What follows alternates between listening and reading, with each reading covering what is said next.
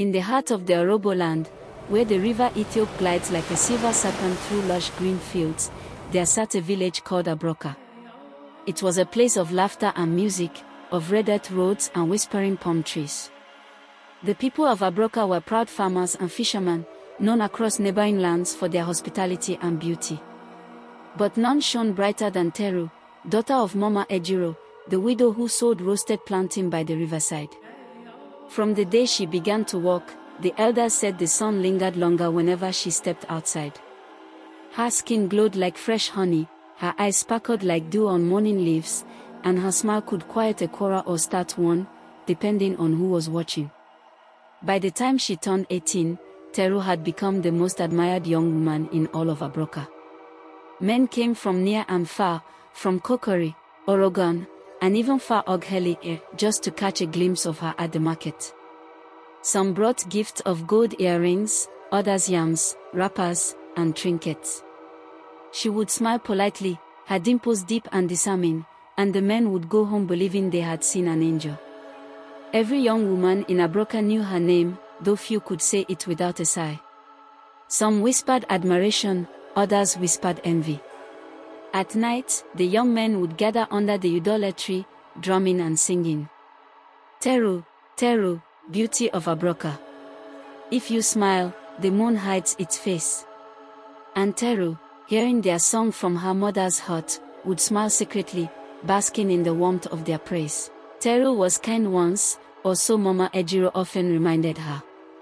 She used to help old women carry firewood from the bush. She would play with the children by the river and laugh freely, unbothered by who washed. But slowly, praise became her food and admiration became her water. She began to walk through the market like a queen inspecting her servants. Her head high, her hips swaying like the palm trees on windy days. When other girls greeted her, she nodded faintly, as though they were dust beneath her sandals. One morning, her childhood friend Okimute, who had always adored her quietly, brought her a basket of fresh fish. Teru, he said shyly, I thought you would like this. My mother caught them from the river this dawn. Teru looked at him, her brows raised. Fish, she scoffed. Do I look like someone who eats river fish? Next time, bring something finer. Maybe imported sardine. Okimute's face fell. He smiled sadly, dropped the basket by her feet, and walked away. From that day, whispers began to follow Teru. Her beauty has entered her head, some said. She no longer greets anyone properly, said others. But Teru did not care. She thought, let them talk.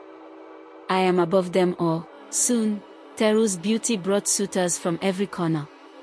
Handsome young men, wealthy traders, even sons of chiefs.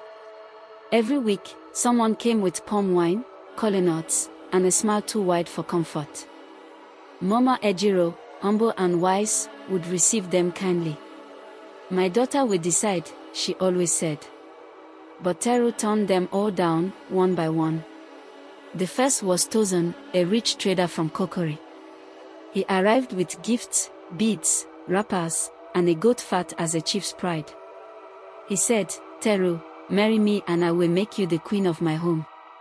She looked him up and down and said, your hands are rough from carrying goods. I want a man whose hands smell of perfume. The second was Ogonekoro, son of the village chief. He came in clean white attire and spoke softly. But Teru laughed when he stammered in nervousness and said before all, a chief's son who cannot talk without shaking.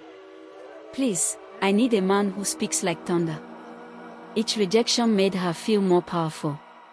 She liked the control, the attention, the whispers of her name on everyone's lips. Even her mother began to worry. Teru, Mama Ejiro said one evening as they roasted plantains by the fire, beauty is like ripe fruit, sweet, but it does not last forever. When it spoils, only your heart will remain. Teru sighed. Mama, you worry too much. The men will always come. I will know when the right one appears. Mama Ejiro looked at her daughter's proud eyes and prayed silently that humility would find her before shame did. Every year, the people of Abraka held the Festival of Rivers, to celebrate the blessing of their waters and farmlands. It was a time of drumming, dancing, and laughter that lasted for days. Girls braided their hair with cowries, boys showed their strength in wrestling. Families cooked together and told stories till dawn. That year, Teru decided she would be the star of the festival. She went to Warri Town 2 weeks before and returned with new clothes, fine lace wrapper, shiny blouse, and golden earrings that glimmered like morning sun. She even bought imported shoes, though the red earth of Abraka had never seen such a thing. When she walked into the festival ground, the drummers slowed their rhythm. The crowd parted like water before a canoe. All eyes turned to her, tall, elegant, proud. Even the elders nodded in admiration. But not everyone smiled. Some of the young women whispered bitterly. "See how she walks as if she owns the ground. Her pride will one day break her neck." But Teru paid no mind. She twirled, her earrings catching the sunlight, her smile dazzling. For her, the festival was not about tradition or gratitude, it was about her beauty. Then came the dance of maidens, where unmarried women were invited to perform before the crowd. The drummers called her name. "Teru! Teru! Pride of Abraka! Come and dance!" She stepped forward, confident. The drums beat faster, her waist moved like water, her steps graceful and deliberate. Cheers erupted. But as she turned to bow at the end, her imported shoe slipped on the red dust. She stumbled, and fell flat in the center of the arena. The crowd gasped. Silence swept through the field. Then laughter broke out, cruel and unrestrained. Some tried to hide their amusement, others did not. Teru's face burned as she struggled to stand. Dust clung to her fine clothes, her golden earring broke and fell. Mama Ejiro rushed to her, wrapping a cloth around her shoulders. "Let's go home, my daughter," she whispered. But Teru could not hear. Her ears rang with the sound of laughter echoing through her soul. That night, she did not eat. She sat outside her hut, watching the moon, tears glistening like dew on her cheeks. For the first time, Teru felt small. The silence that followed. After the festival, the songs about her stopped. Men who once brought her gifts now greeted her politely and moved on. The girls who once envied her now pitied her. Teru stopped going to the market. She avoided the river, the dances, the laughter of others. Pride had built a wall around her, and now it was a prison.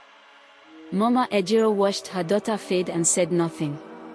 She knew that some lessons must be learned in silence.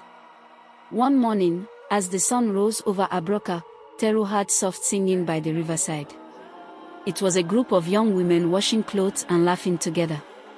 Among them was Okimyo's sister, F, a girl Teru once mocked for her simple looks. Teru hesitated, then walked slowly toward them. The laughter stopped when they saw her. "Good morning," Teru said softly. Her voice trembled. F nodded politely but said nothing. "May I help?" Teru asked. The girls exchanged looks. Then F handed her a wrapper. "If you wish," she said. Teru knelt by the water and began to scrub. Her soft hands burned from the rough cloth. The other girls whispered, surprised that the proud beauty of Abraka was washing clothes with them. But as the sun climbed higher, something changed in Teru. The laughter of the girls felt warm. The water cooling her skin felt cleansing. She began to laugh too, softly at first, then freely. For the first time in a long while, she felt human again. Months passed. Life returned to normal in Abraka. The rains came, the crops grew, and the laughter of the marketplace filled the air again. One afternoon, Okimyo returned from the city. He had gone away to work with his uncle, a carpenter. His body was stronger now, his eyes confident but kind.